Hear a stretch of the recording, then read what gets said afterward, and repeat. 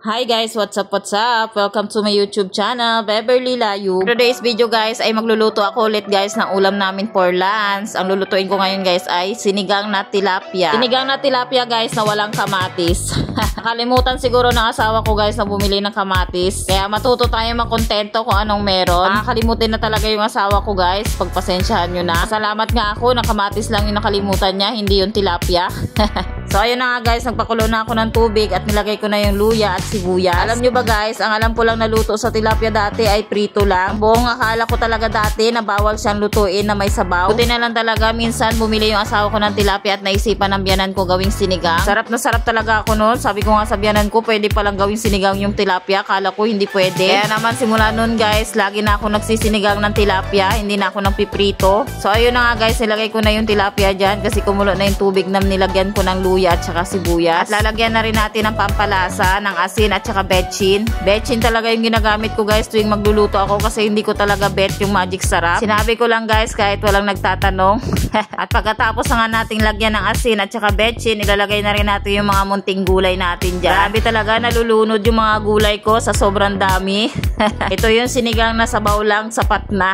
Kumbaga wag ka na maghanap ng kung ano-ano, basta humigop ka na lang ng sabaw. Buti nga guys, hindi niya nakalimutan yung sili haba kasi paborito ko rin yan guys, kinakain ko yan pag kumakain ako ng sinigang. At papakuluan na nga natin yan muna hanggang sa maluto yung okra at saka yung talong. Dahil kumulo na, ilagay na rin natin yung pamalakasang pechay dyan. At ilubog-lubog lang natin yung pechay at antayin na natin kumulo hanggang sa tuluyan ng maluto. May nakalimutan pala akong ilagay kanina nung nagpakulo ako ng tubig na may luya at saka sibuyas.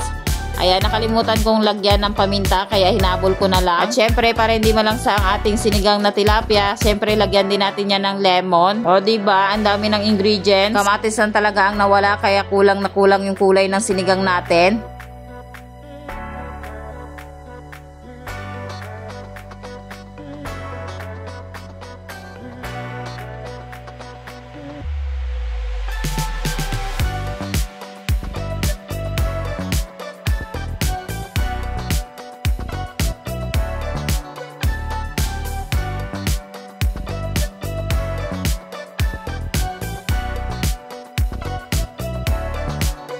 Lalagyan ko nga pala siya guys ng sinigang mix, pero konti lang para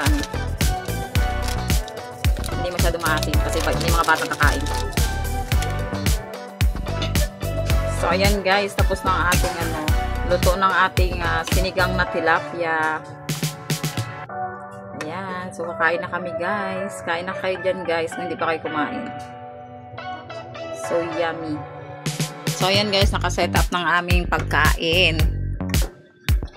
Aking mahiwagang sinigang na tilapia na kulang ang ingredients. Walang kulay. Wala man lang ka orange. Ayan, pero super sarap niya guys. Basta tilapia talagang sarap. Water. Ito sa'yo. Pangit. Gusto talaga niya yung babasagin. Maarting bata. Hindi naman marunong uminom.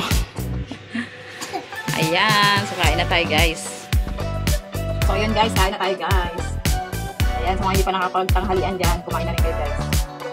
Okay, magpapaguto.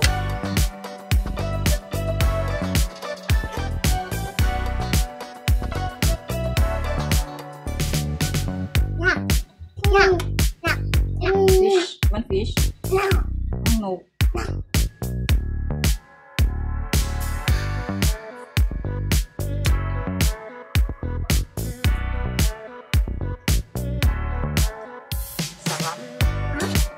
So yummy. It's so yummy. Sarap ito guys. Sili haba. You're so funny. So yan guys, kain tayo guys. Thank you Lord sa blessing.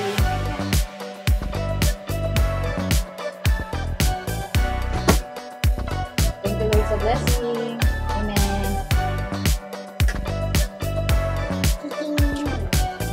Thank you, Lord. Sige na lang. Subo lang sana.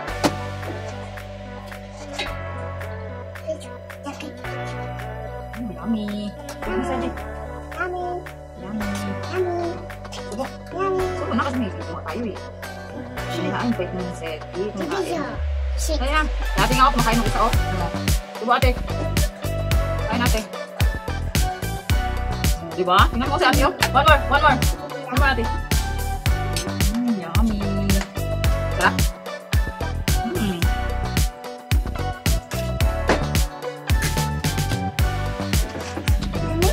Yummy. Sabi guys, oh. Ang ulo ng mahiwagang tilapia.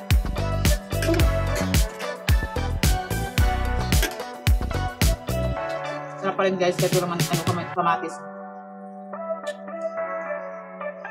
Pag yung asawa ko kasi guys, ang bumili ng ulam, kulang-kulang talaga yan, aasahan na yan.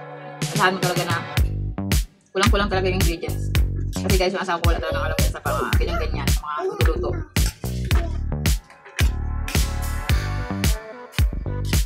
Kaya kung ano lang yung nabili niya, kung ano lang yung nandyan, yun na lulutuin ko, hindi na ako maghanap ng wala.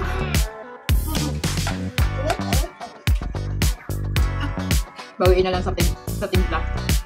Kahit kulang ingredients, sa okay yung timpla.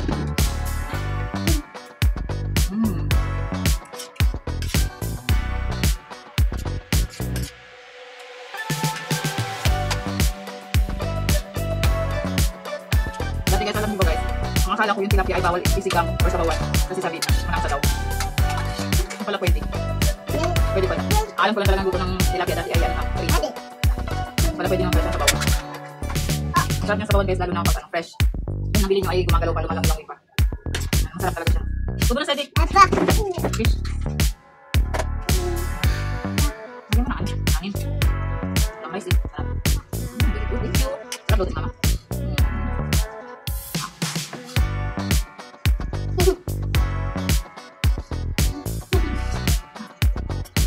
Ano? Nakasok ko na. Subo na. Subo. One more. Subo na.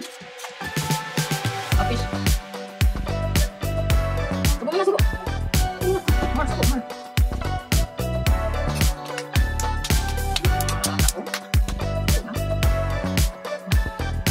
And ito dalawa na to guys. Nakaselfon ko lang talaga para tahimik ang mundo namin. Para hindi ako nagsasaway. Nakakain ako ng maayos. Kaya gusto nila, hindi sila mahirap pakainin pag may sabaw yung pagkain namin, ulam. Mahirap na sila pakainin pag kunyari walang sabaw. Kasi ini-stack nila yung pagkain sa bibig nila guys. Pag walang sabaw, ini-stack nila sa bibig nila. Matagal na yung matapos.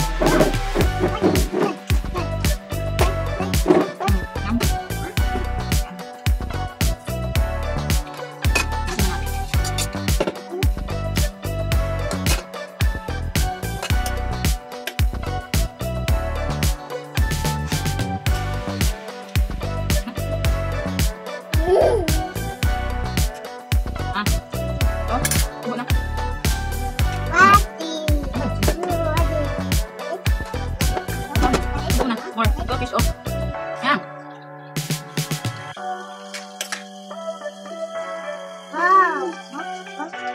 Subo sa subo. Subo natin tayo ng mama.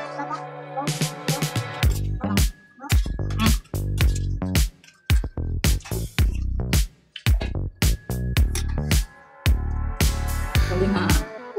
Ate.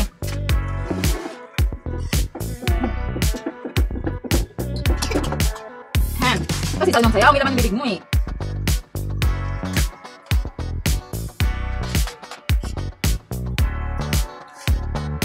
So dahil ulo yung ulam. Ulo na isda yung ulam ko guys, nakakapal. Sa kami na ako guys. Kaya ako nagpanggap. Alinis mo yung kamay ko, kakang gusto lang.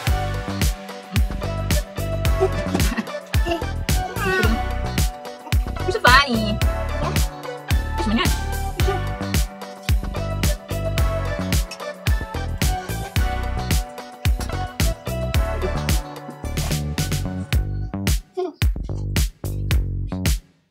Sarang bigit ah.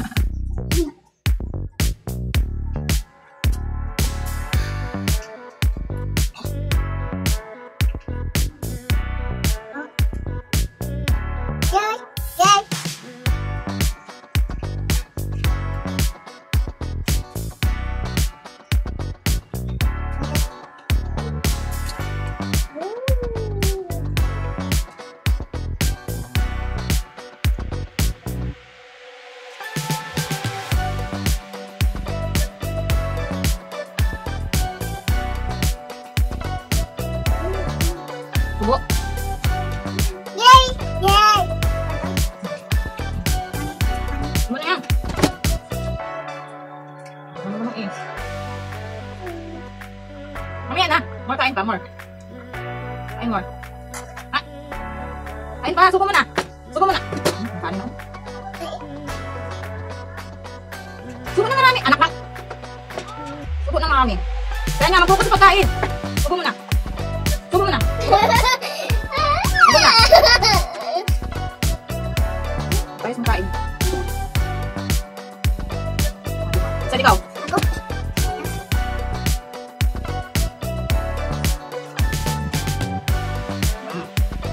Ay, ba't yan? Ay.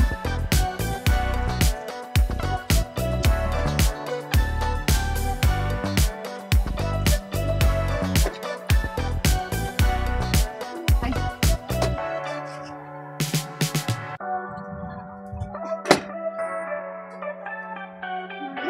Dad, Dayo.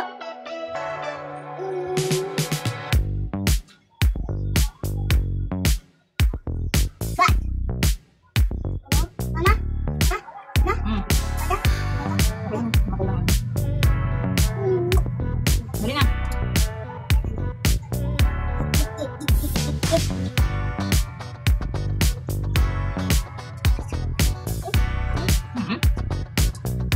Gusto niyo?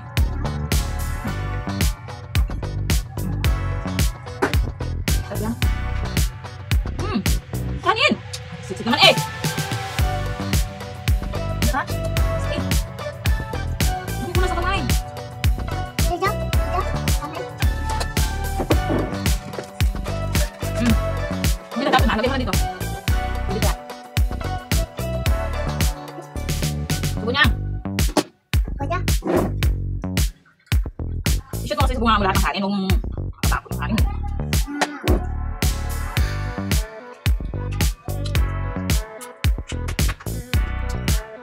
bye, bye. Ate. Bye, bye. Iya, iya, bye, bye, Dito sa ating. bye. Iya. Ikaw nanay. Huwag ba ito ba ni nanay? Ay, ganun. Ano?